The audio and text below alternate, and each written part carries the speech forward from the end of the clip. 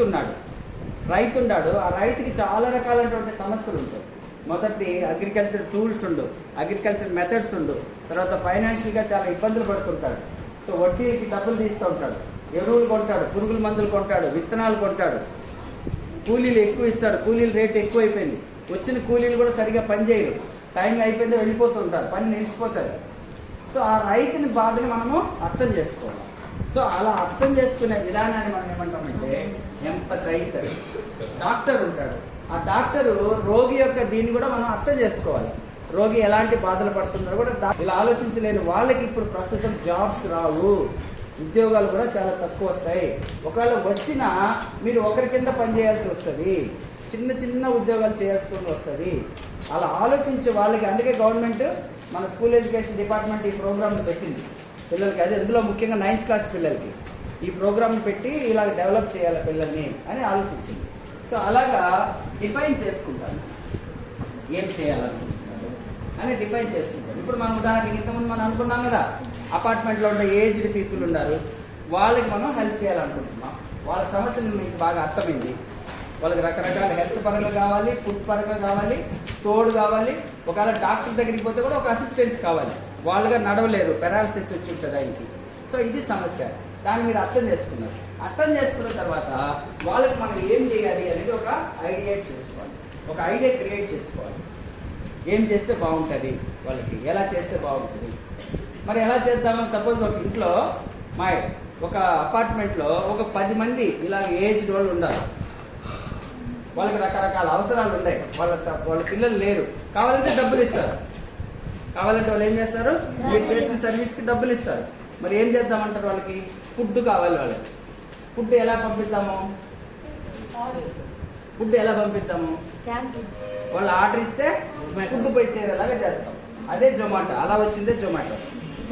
Swiggy అవన్నీ అలా వచ్చిందే, నన్ను అలా ఆలోచించిన వచ్చిందే. అర్థమైందా? మీలాంటి పిల్లలు ఆలోచించిందే, పెద్దోళ్ళు ఏం కాలేదు. చిన్న మీలాంటి పిల్లలు, ఇంజనీరింగ్ చదువుతున్న పిల్లలు ఆలోచించి వచ్చిందారు అన్నది. జొమాటో కానీ స్విగ్గీ కానీ. ఒంటరిగా ఉండేవాళ్ళు, వండుకోలేని వాళ్ళు, ఆ పూటకి వండుకోలేని స్థితిలో ఉంటారు. అలాంటి వాళ్ళ కోసం ఆర్డర్ పెడితే ఫుడ్ పోయేలాగా ఫస్ట్. రెండోది, వాళ్ళకి డాక్టర్ దగ్గరికి తోడుకోవాలి, డాక్టర్ దగ్గరికి మెడిసిన్ ఇప్పించాలి. అలా వచ్చిందే టెలిమెడిసిన్ అని. అంటే వీడియో ద్వారా డాక్టర్ మిమ్మల్ని కలుస్తాడు. బాగా గుర్తుపెట్టుకోండి, మీరు డాక్టర్ దగ్గరికి పోలేదు. డాక్టర్ దగ్గరికి పోవాలంటే చాలా టైం తీసుకుంటారు, ఆటో ఎక్కాలి, మీకు ఒక తోడు ఉండాలి. సో దాని బదులుగా ఏం చేస్తారు, వీడియో మెడిసిన్ వచ్చింది. వీడియో మెడిసిన్ అంటే మీరు ఫోన్ ద్వారా వీడియో ఆన్ చేసుకుంటారు, ఎదురుగా డాక్టర్ కూడా కంప్యూటర్ మీద మీ వీడియోని చూస్తుంటాడు, మీ సమస్యలంతా ఆయన చెప్తాడు, మీరు చెప్తారు డాక్టర్కి, ఆయన అక్కడి నుంచే చూస్తాడు. 4 తెరవండి, కన్ను చూపించండి అని చూపిస్తాడు. మీరు ఎక్స్ప్లెయిన్ చేస్తారు ఆయనకి, సార్ నా సమస్య ఇది సార్ అని ఎక్స్ప్లెయిన్ చేస్తారు. ఆయన అక్కడి నుంచే మీకు మెడిసిన్ పంపిస్తాడు, కొరియర్ ద్వారా మీకు మెడిసిన్ పంపిస్తాడు. అది వేసుకుంటున్నావా లేదని చెక్ చేయొచ్చు వీడియో ద్వారా. విన్నారు కదా, అందులో ఈ డిజైన్ థింకింగ్ బాగా ఉంది. ఫస్ట్ ఏంటంటే ఎంపథైజ్ చేశారు, అంటే వాళ్ళ యొక్క సమస్యని మామూలుగా పబ్లిక్ ఏదైతే అనుకుంటున్నారో, ప్రజలు ఏదైతే బాధపడుతున్నారో ఆ సమస్యని వాళ్ళు కూడా గ్రహించి, ఇది కూడా ప్రాబ్లం కదా, దీన్ని మనం సాల్వ్ చేయాలా అని ఆలోచించినారు. ఇలా వాళ్ళ నాన్న ఎవరో తెచ్చినప్పుడు, అరటిపండు ఏదైతే తెచ్చినప్పుడు అది తీస్తే అది మాగిపోయింది. ముఖ్యంగా మామిడి పండ్లు ఎక్కువగా మనకి ఇట్లా జరిగేది దేంట్లో మామిడి పండ్లలో. నెక్స్ట్ దాన్ని డిఫైన్ చేసుకున్నారు, ఇది సమస్య, ఈ సమస్యను నేను సాల్వ్ చేస్తాను అని డిఫైన్ చేసుకున్నారు. దీనిపైన ఒక ఐడియా క్రియేట్ చేసుకున్నారు. టీచర్స్ని అడిగి ఐడియా ఒకటి క్రియేట్ చేసుకున్నారు, ఇలా చేయాలి, మనము సెన్సార్ లాంటిది ఉపయోగించి తయారు చేయాలని చేసుకున్నారు. దానికి ఒక ప్రోటోటైప్ని తయారు చేసుకున్నారు. సైన్స్ సెంటర్ వాళ్ళ హెల్ప్ తీసుకొని దాంతో ఒక ప్రోటోటైప్ని తయారు చేశారు. అలా ప్రోటోటైప్ తయారు చేసిన తర్వాత దాన్ని టెస్ట్ చేశారు. టెస్ట్ చేసిన తర్వాత ఎక్కడ ప్రదర్శించిన వాళ్ళు దాన్ని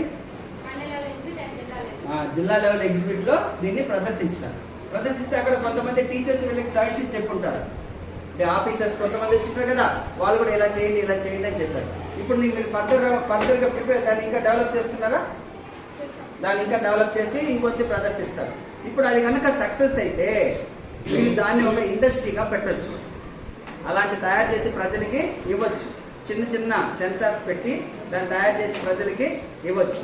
అప్పుడు వీళ్ళు ఏమవుతారు, ఎంప్లాయీ అవుతారా, ఎంప్లాయర్ అవుతారా? ఎంప్లాయర్ అవుతారు. వీళ్ళ కింద చాలా మంది వీళ్ళ కింద పనిచేయచ్చు. సో ఒక ఐడియా మన జీవితాన్ని ఏం చేస్తుంది, మారుస్తుంది. ఇలాంటి ఐడియాలు మీకు కూడా చాలా మందికి ఉంటాయి. ఆ ఐడియాస్ని మనం మార్చాలి. ఇంతకుముందే మనం అనుకున్నాం కదా, ఏజ్డ్ పీపుల్కి హెల్ప్ చేయాలి, రైతుకి హెల్ప్ చేయాలి, రైతులకి హెల్ప్ చేయాలి. స్కావెంజర్స్ ఉంటారు, వాళ్ళు చేతులకి ఏమీ లేకుండా ఈ చెత్త అవన్నీ ర్యాక్ పిక్కర్స్ అంటారు, అవన్నీ వాళ్ళు తీస్తూ ఉంటారు. వాళ్ళకు కూడా వ్యాధులు వస్తాయి కదా, వాళ్ళు కూడా మనుషులే కదా. మనం పారేసినటువంటి చెత్తని వాళ్ళు చేతులతో బేర్ హ్యాండ్స్ అంటాం, అంటే ఏం వేసుకోకుండా, గ్లోవ్స్ కూడా వేసుకోకుండా తీస్తుంటారు. ఆ గ్లోవ్స్ కొనుక్కునే శక్తి కూడా వాళ్ళకు ఉండకపోవచ్చు, లేదా ఉన్నా దాన్ని వేసుకునే ఇష్టం లేకపోవచ్చు. దాని బదులుగా మనం ఇంకేం చేయాలా అని ఆలోచించాలి. అర్థమైనా? రైట్.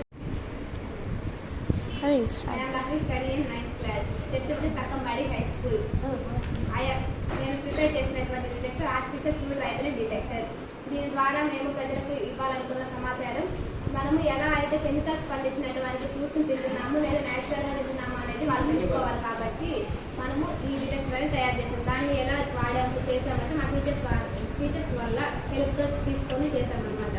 దాంట్లో మేము యూజ్ చేసినవి LED lights, buzzer and battery, వీటిని పెట్టి సెన్సార్స్ అన్ని యూజ్ చేసి మేము M3Q135 అనే దాన్ని పెట్టి అందులో ఆర్డినో నానోతో తయారు చేయడం జరిగింది. ఇది చార్జ్ చేసుకుని కూడా మనం వాడచ్చు.